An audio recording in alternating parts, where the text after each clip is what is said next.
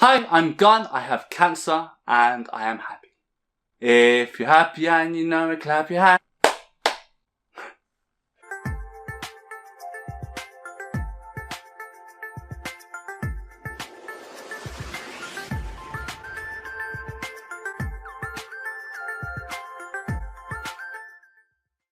What's up YouTube, and welcome to a brand new episode. And this is probably one of the most important episodes or videos that I'll be putting out there, well at least that I've planned. And basically today I'm going to teach you the secret to my happiness. In case you're new to the channel, long story short, I have cancer. I am currently undergoing chemotherapy and I'm in my second cycle. If you want to find out more about my journey, then go back to my older videos. I've covered pretty much everything up till now. But from the very beginning, from the minute I was diagnosed, even before then, when I told my friends and my peers about how, I might have cancer, turns out my suspicions were correct. They're always sort of saying how amazing it was, how positive I stayed, and people were commending me on my positivity. And basically, I'm here today to give you the secret for the small one-time payment of £20,000. I wonder if anybody would actually do that. Maybe I missed out on a big business opportunity here. Anyway, for realsies, let's talk about how I stay so positive. Point number one. Now this first one seems simple and, a lot of people know about it, but this is first and foremost the main reason I think for my positivity, which is I'm a silver linings person. For those of you who don't know what that is, it comes from the saying, in every cloud is a silver lining, in that even with all the cloud, even if it looks grey, the clouds are pretty. Yes, I have no idea where that saying comes from. But I think it's something to do with that, right? Makes sense. It's basically finding the good out of the bad. And especially with this cancer, an important part of the silver lining mentality is to focus on what you've gained versus what you've lost. Let me take you through, a few examples of the things that I think I've gained from this. I'll ignore the parts that I've lost. If you guys want, another depressing video, I can upload a video about that, talking about everything I've lost to cancer and chemo. Anyway, and if you're not interested in, this part, then skip straight to, that will take you to the next tip. Keep in mind, you will be missing out on the big surprise if you do that. So one of the things that comes with chemo is hair loss. This travesty I actually did to myself. I can't blame cancer for that. Again, a lot of people might be really sad about that. I know it's one of the things that people are worried about when it comes to chemo and cancer. But for me, I looked forward to it. Yes, it was traumatic when the hair fell out, but I've had so much fun just trying out hairstyles that I never would have had before. I was very much just a normal, sort of like a tsunami, like a wave hair thing, a bit of a quiff at the top, at the front. I never would have thought about, shaving my hair off. And with chemo happening and me losing hair, it was a good time for me to try it out. Plus, I also tried out this, what I call the Bad Bunny / the turtle shell. I did a whole video on that if you're interested, and it was really fun. Do I regret doing it? No. Yes. No. Yes. No. I don't know. But it was really fun when I did it. I never thought I'd see what I'd look like, bald or losing hair, and now I know. And now I know not to do it. I look like a badass though, damn. Yeah. But yeah, I look cool, my hair on point. I also learned to, shave my own head and try out cutting my own hair for the first time, which was really cool. Now I've done this, people have seen it. I'm thinking when I go back, maybe I'll try some wackier hairstyles. You know what? Yeah, I've decided right now. When I grow my hair back, I'm gonna, dye it some wacky color or something. Pick a color for me in the comments if you want. Another thing that I've gained is time. So funny, because last Christmas I got the gift of space. We should get them together and make a continuum. So I was working full-time before the whole chemo thing happened, and now I'm taking the entire time of my chemo off work. To be honest, I really wanted a break. I did want the time. Like, I found that after I've worked during the day, I come home, eat dinner, maybe I go to the gym, and that's it. Like, I don't have the motivation to try anything else. And with this cancer and chemo, I've gained so much free time that I have, started a YouTube channel. I've started learning new things like video editing. I'm trying to pick up more and more things and trying to invest time in things that I didn't have the time to do before. So the gift of time is something that I have definitely been given during this experience. Probably the biggest thing that I've gained from this cancer is love and support. It sounds cheesy, but when the whole cancer thing hit me, I was having some thoughts, you know, like, who are my real friends really? If I had some sort of trouble, would this friend come to me, would that friend come to me? If I had a wedding, how many people would I invite? I have like 5 people to invite, right? But then when this happened and I told people, the amount of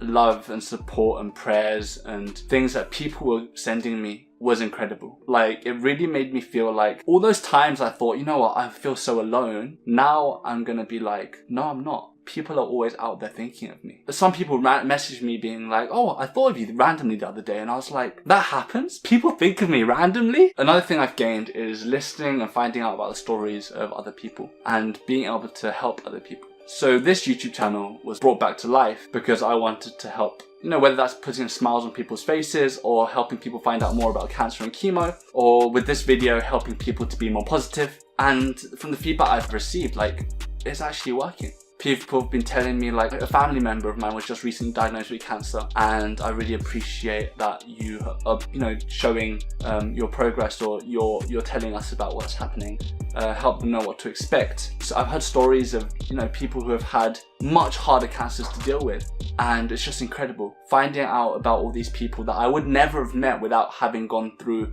this particular situation. Food and diet, I am so healthy right now, minus the whole cancer thing. My diet is probably ingested more vegetables than I have in the previous 24 years of my life, in the last month, you know what I mean? Yeah, it's great. My farts smell weird, but it's great. Family time. I'm just stuck at home all day, and so I've been able to just spend some more time with my parents. I started, you know, having a kickabout with my dad in the garden, especially with the World Cup going on, and I feel like I haven't done that in like 10 years. You know, I could probably talk for a while about, I don't want to make this video too long, so I'll put that in another video if you guys are interested, in which I will talk about what I feel like I've gained from cancer. In the, oh, the big surprise, I forgot. I don't actually have a big surprise, so I have to make one up. 1 second. Aren't you happy you stayed for the big surprise? Yeah, the hardest part for me for staying positive was the diagnosis process. So the actual events leading up to me being diagnosed with cancer. And that brings me on to my second point, which I'm going to call optimistic realism, or realistic optimism. How legit does that sound? Damn, I should write a book or something. Because there's a difference, right? There's a difference between like a surreal optimism where you're thinking, I'm going to be fine, you know? Now this is personally just for me, but I feel like being optimistic but realistic at the same time, you can do it. So rather than being like, oh, I'm going to be completely fine, it's realistically this and that is possible. Though even if the bad thing happens, how can I be positive about it when I'm there? I'm not sure if optimism is the right word, but it's kind of like being prepared. So for me, on my way up to being diagnosed, you know, it was always in the back of my mind. I was never like, oh, you know what? I'm going to be completely fine. It's not cancer. It's not cancer. And I feel like if I had done that when I got to the end and when they told me it was cancer, I just would have been devastated. Optimism, but knowing what to expect, I guess is the best way for me to say it. I'm not sure if that makes sense. I'm not sure if any of what I'm saying makes sense. So that especially helps with preparing you to attack whatever problem comes your way. You are ready to deal with it. I'm so glad, I'm so happy that I was ready for it. I was expecting it. And that takes me on to number 3, patience and a drive. Plus a light at the end of the tunnel. So what does this all mean? What does this all mean? What did I just say? What were the words? Oh, patience, drive, and light at the end of the tunnel. This is something that I've gained from life, just experiences. I may have just been very lucky, or maybe because of my positive outlook on things that I have been able to find the light each time. But life has thrown me, you know, loads of random curveballs. There have been times in life when I was like, what am I going to do now? Like, what's the next step? But having the patience to wait and see things out, being like, you know what, this light at the end of the tunnel, I'm gonna get there. What was that? And the drive part comes in because having a purpose or having an aim and being like, you know what, I'm gonna make it. Even if you don't know what you're gonna make it in, just having that drive of, I'm gonna make it. So for example, when I was going through uni, I didn't know what I was gonna do in the future. I studied biomed and I'm a programmer now, but who would have made that connection, right? There are times where I thought I have no idea what's gonna happen. programming wasn't really like a thing that I had in mind. It just kind of happened. But I knew that I'm gonna power through. In a year's time, in a couple months time, whatever, I'm gonna look back and be like, yeah, I've made it. I'm at the light at the end of the tunnel. Even if I didn't know what it was, I had the drive that was gonna be like, you know what, let's go. Oh, let's go all in. No, I have a dream. We'll fight them on the beaches. Friends, fellows, countrymen. I feel like I've butchered every single one of those quotes. And now the light may not be the same light that you think it is. Like when I was younger, I thought I'm gonna go into medicine. I'm gonna become a doctor. But that didn't happen. But am I in a place where I'm happy right now? Absolutely. Like these things may not end up being the same light that you wanted it to be or that you expected it to be. But if you're willing to see it, you will find that there is a light and that you can be happy at the end of that tunnel. Hang in there. Have the drive and motivation to be like, I'm gonna make it. I'm gonna make it to the end. And have the patience to just wait until you get there. And that's about it, I think. I'm sure there's more. Maybe I'll do a follow-up. You know, I could always do a part 2. But 3 small tips, or big tips, Q-tips, that you can apply to your own life. Now all of these points, apply them how you will. If you don't agree with them, if you don't like them, then, you know, whatever, right? This is just one guy on YouTube. But I've always been known as being someone that's positive, and I feel like these are the reasons that I could think of on short notice as to why I'm the person that I am. Now whether you have cancer or not, whether you have other problems, maybe you have exams, maybe you don't know what you want to do in the future, maybe, you know, everything feels like it's falling to pieces, try these 3 points out. It takes practice, obviously. You have to change your whole perspective on things. And I hope that they will help you be happier in life. Now, I'm not going to lie and say and be like, hey, I'm Gun. I'm always smiling. I'm always happy. Because I'm not. You know, everything isn't always hunky-dory. Where does that word even come from? Hunky-dory. You know what? Let's find out. It's time to go down the road. No, wrong series. There have been times in life where I just thought, you know, oh man, I just want to give up. Like, there's no way there's light at the end of this tunnel. This isn't worth the effort. I've had those moments, obviously. I'm only human.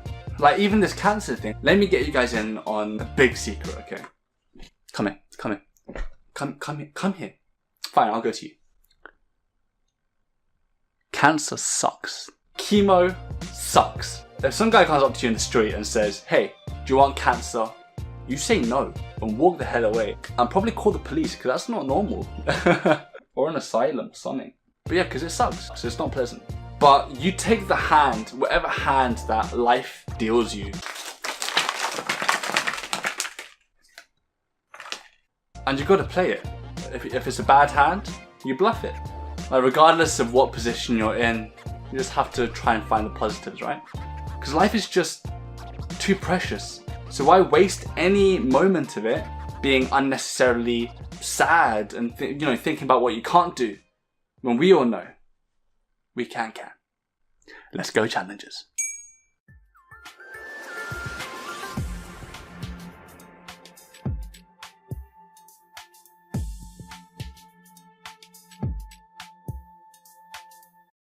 I need to clear all this stuff up.